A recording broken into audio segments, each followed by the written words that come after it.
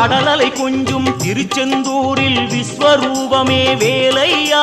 பழமுதி சோலை அறுபடை வீடும் புண்ணிய தரிசனம் முருகையா திருநீர் அணிந்து வரும் போது நெஞ்சில் நிம்மதி பிறக்குது கந்தையா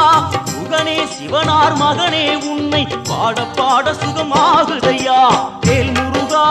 அரோகரா அரோகரா வேல் முருகா